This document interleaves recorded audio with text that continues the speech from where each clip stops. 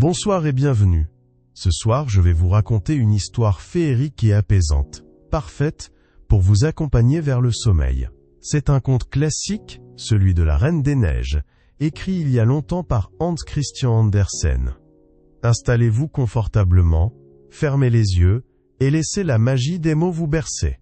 Laissez votre esprit s'échapper doucement et préparez-vous à un voyage rempli de neige, de courage et d'amitié. Il était une fois un esprit mauvais, que beaucoup appelaient le démon. Cet esprit avait des disciples qui l'admiraient et qui riaient de ses inventions. Un jour, il créa un miroir magique, mais ce miroir n'était pas comme les autres. Tout ce qu'il reflétait était déformé. Les choses les plus belles devenaient laides, et ce qui était déjà horrible paraissait 1000 fois pire. Une fleur éclatante de couleurs se transformait dans le miroir en une tache noire et fanée. Les montagnes majestueuses apparaissaient comme des tas de cendres. Le sourire d'un enfant devenait une grimace cruelle. Et quand un homme juste et bon se regardait dedans, il voyait son visage se couvrir de rides de haine.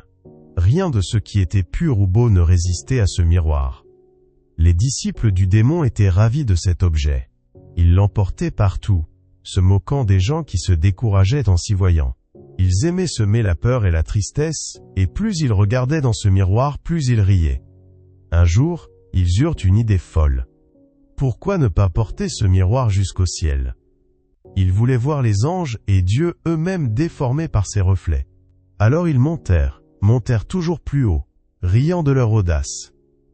Mais plus ils s'approchaient du ciel, plus le miroir tremblait. Soudain il glissa de leurs mains. Le miroir se brisa en 1000 morceaux. Certains éclats étaient gros comme des vitres, d'autres petits comme des grains de sable. Mais chacun gardait le même pouvoir maléfique.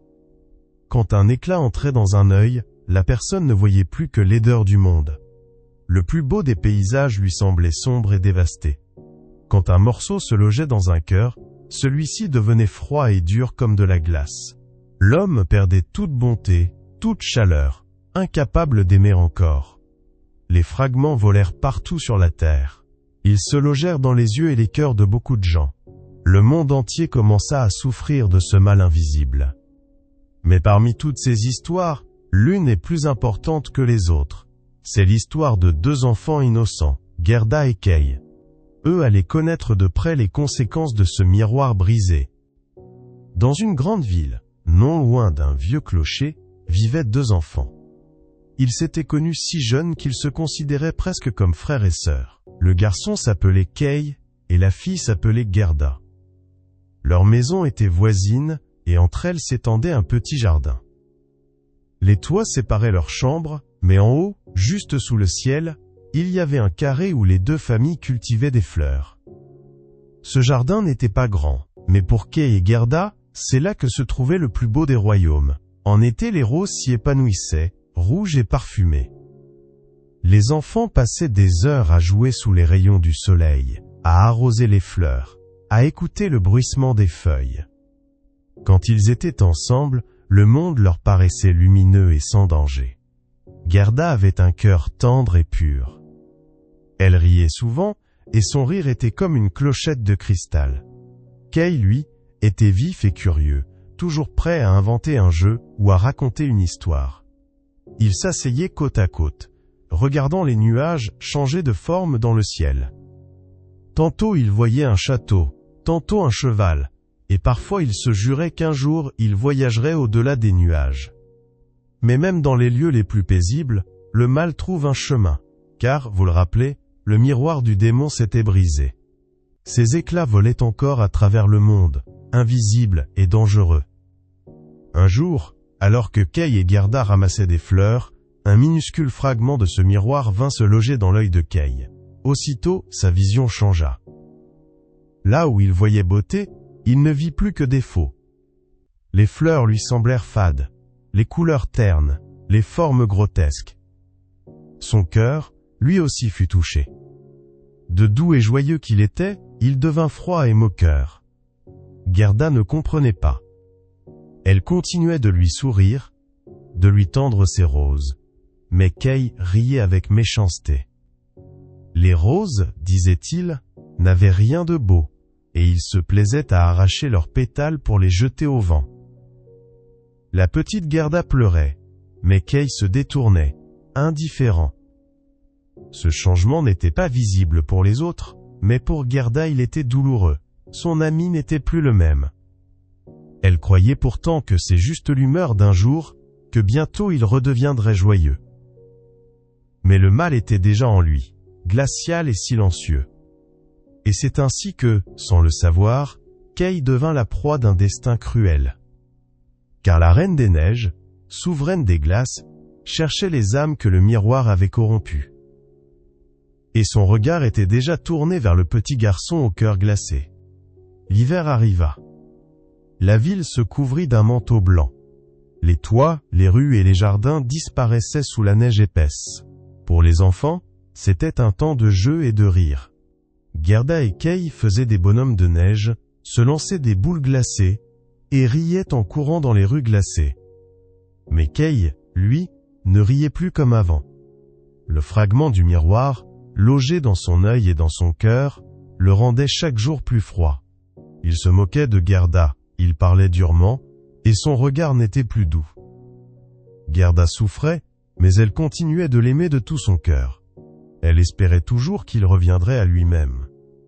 Un soir, alors que les flocons tombaient plus drus que jamais, Kay sortit avec son traîneau. Il l'attacha derrière le grand traîneau d'un inconnu, comme les enfants aimaient le faire pour se laisser tirer dans les rues enneigées. Mais cette fois, ce n'est pas un simple voyageur qui conduisait. C'était une femme vêtue d'un manteau blanc comme la neige fraîche. Son visage brillait d'une beauté glaciale. Ses yeux étincelaient comme des cristaux, et son sourire faisait frissonner. C'était la Reine des Neiges, elle-même. Elle conduisait un traîneau argenté tiré par de puissants chevaux blancs. Kay, qui n'avait plus peur de rien à cause du miroir, suivit sans réfléchir. Le traîneau glissa de plus en plus vite, quittant les rues de la ville, franchissant les champs gelés, et s'élançant vers la campagne lointaine. Le vent sifflait, les flocons fouettaient son visage, mais Kay ne sentait ni le froid ni la peur. La reine se tourna vers lui, elle lui fit signe de s'approcher. Quand il fut près d'elle, elle posa un baiser glacé sur son front. Aussitôt, il oublia Gerda, il oublia sa maison, il oublia tout sauf cette beauté glaciale qui l'attirait. Le traîneau s'envola à travers les plaines enneigées, franchit les forêts blanches, monta vers les collines couvertes de givre. Les étoiles brillaient au-dessus d'eux, et la lune éclairait le chemin de sa lumière pâle. Kay, fasciné, regardait autour de lui, sans songer au danger. La Reine des Neiges l'avait pris sous son pouvoir. Et pendant ce temps, Gerda l'attendait, ignorant que son ami venait d'entrer dans le royaume glacé, loin de tout amour et de toute chaleur humaine. Quand Kay ne revint pas ce soir-là, Gerda l'attendit longtemps. Elle resta près de la fenêtre, les yeux fixés sur la neige qui tombait. Les heures passaient, la nuit s'écoulait, mais son ami ne rentrait pas. Le lendemain, elle parcourut les rues de la ville, interrogea les passants, chercha dans les jardins. Personne ne l'avait vu. Les jours suivants furent remplis d'inquiétude. Certains disaient qu'il était tombé dans la rivière et qu'il avait péri. D'autres croyaient qu'il avait quitté la ville pour suivre des marchands. Mais Gerda refusait de croire à ces histoires. Au fond de son cœur, elle sentait que Kay était vivant. Alors, quand le printemps arriva, elle décida de partir à sa recherche. Elle ne possédait presque rien, mais son courage était grand. Elle mit ses petites chaussures rouges, serra une petite bourse de provisions, et sortit seule, guidée seulement par son amour et l'espoir de retrouver Kay. Gerda marcha longtemps jusqu'à la rivière qui bordait la ville. Elle demanda à l'eau claire si elle avait emporté son ami. L'eau coula doucement, et sembla lui répondre. Pour s'en assurer, Gerda monta dans une petite barque attachée au rivage. Mais le courant l'emporta, et la barque s'avança seule sur la rivière, plus loin que Gerda n'avait jamais osé aller.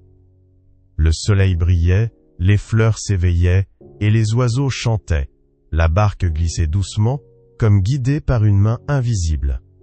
Gerda, d'abord effrayée, se calma. Elle croyait que peut-être la rivière la menait vers Kay. Bientôt, elle arriva près d'un jardin magnifique. Les fleurs y poussaient en abondance. Les arbres pliaient sous les fruits. Une vieille femme s'y tenait, souriante, avec un grand chapeau orné de roses. Elle l'accueillit chaleureusement, l'offrit de la nourriture, et l'invita à rester. Gerda, fatiguée par son voyage, accepta. Le jardin semblait paisible, rempli de couleurs et de parfums enivrants. Mais ce qu'elle ne savait pas, c'est que cette vieille femme n'était pas seulement gentille. C'était une magicienne qui ne voulait pas que Gerda reparte. Avec son peigne enchanté, elle fit oublier à Gerda le nom de Kay et le but de son voyage. La petite fille se mit à jouer dans le jardin, heureuse parmi les fleurs, comme si elle n'avait jamais eu de chagrin. Mais, au fond d'elle, son cœur gardait une étincelle de vérité. Et un jour, une rose se mit à lui rappeler Kay. Alors les larmes revinrent à ses yeux, et sa mémoire se réveilla. Elle comprit qu'elle avait été trompée.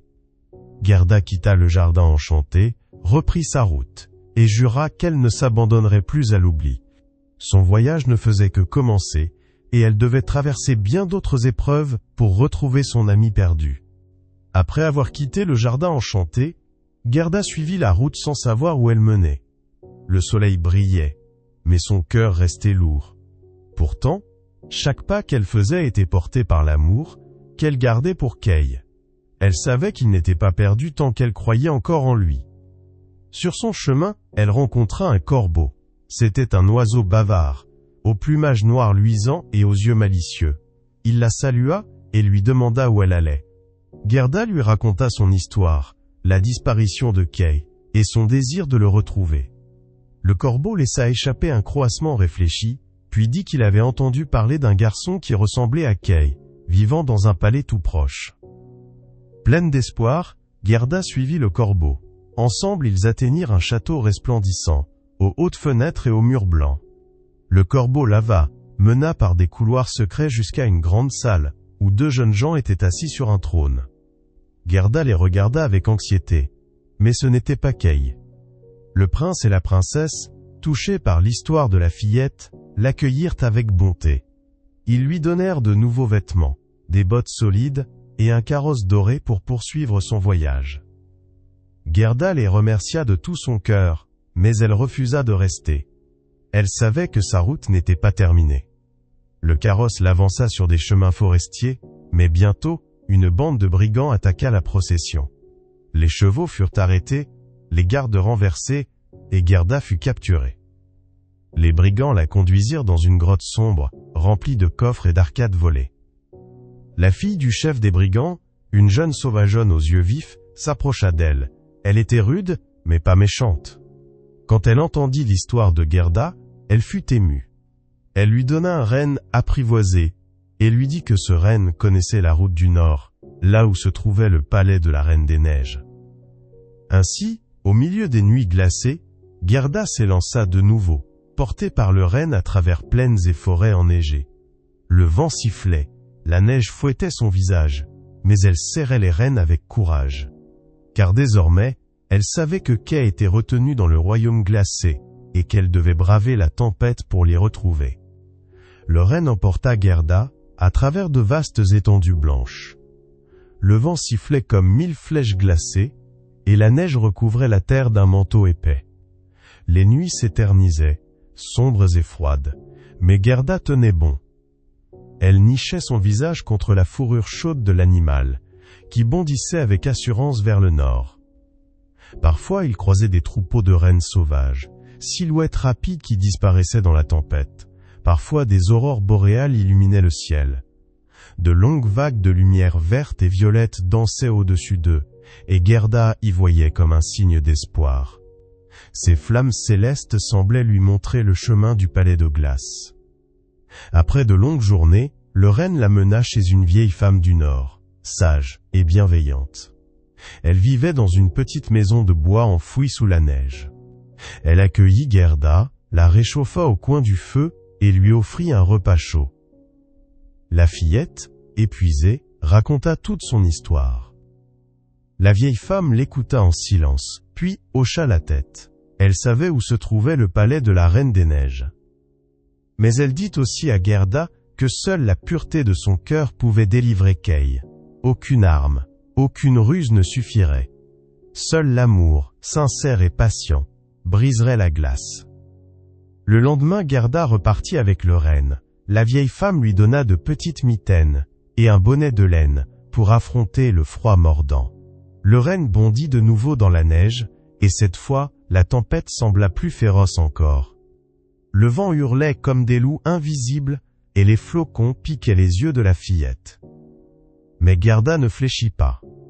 À mesure qu'elle avançait, le paysage devenait toujours plus sauvage.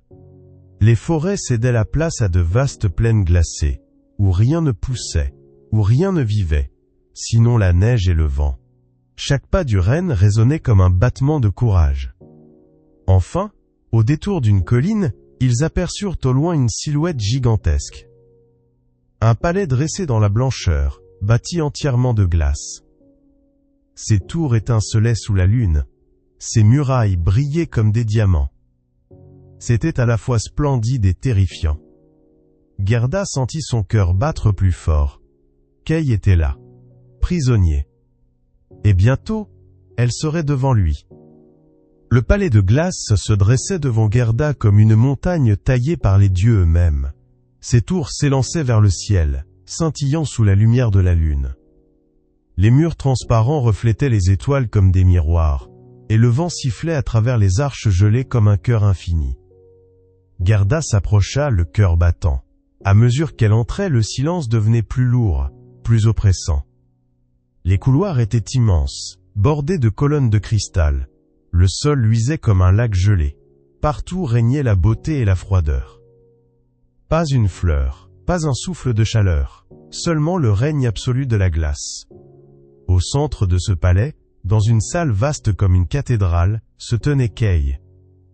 Assis devant un puzzle étrange, fait de blocs de glace, il semblait concentré sur cette tâche insensée. Son visage n'était plus celui du garçon joyeux que Gerda avait connu. Ses yeux étaient vides, glacés, et son cœur, prisonnier d'un éclat du miroir, ne connaissait plus la tendresse. La Reine des Neiges apparaissait parfois près de lui. Elle flottait dans ses voiles blancs, magnifique et terrible.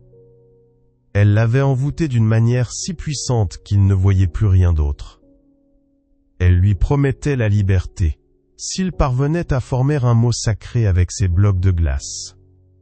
Mais chaque fois qu'il essayait, le puzzle restait incomplet, et son cœur restait prisonnier. Gerda s'approcha doucement, ses pas résonnaient sur le sol gelé. Elle appela Kay d'une voix tremblante. Mais il ne la reconnut pas. Il la regarda comme une étrangère, son regard froid et indifférent. La douleur serra le cœur de la fillette, mais elle ne renonça pas. Elle se jeta à ses côtés, prit ses mains glacées dans les siennes et pleura. Ses larmes, brûlantes et sincères, tombèrent sur les joues de Kay. Elles pénétrèrent dans son cœur gelé, faisant fondre la glace qui l'enveloppait. Lentement, le garçon cligna des yeux.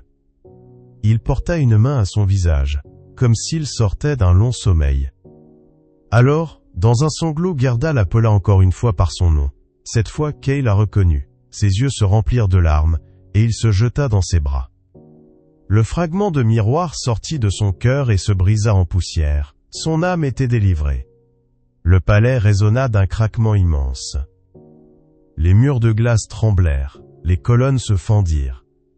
La magie de la Reine des Neiges perdait son pouvoir.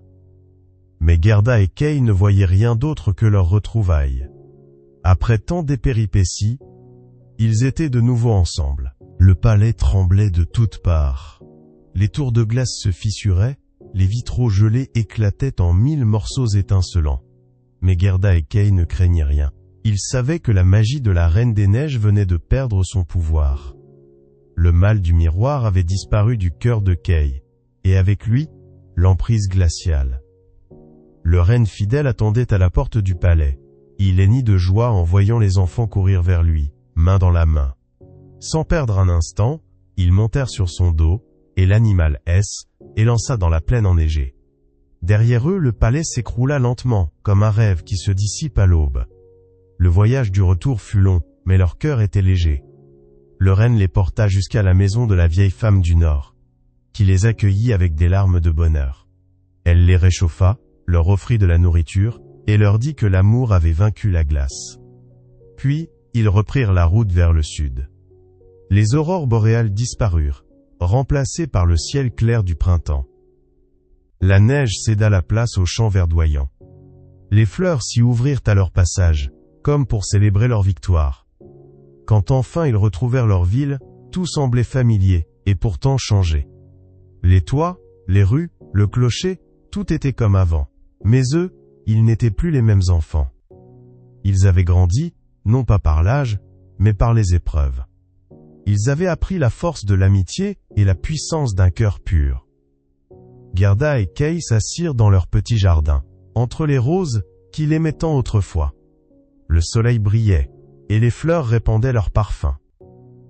Kay regarda Gerda avec des yeux redevenus doux. Il lui demanda pardon. Et elle sourit en secouant la tête.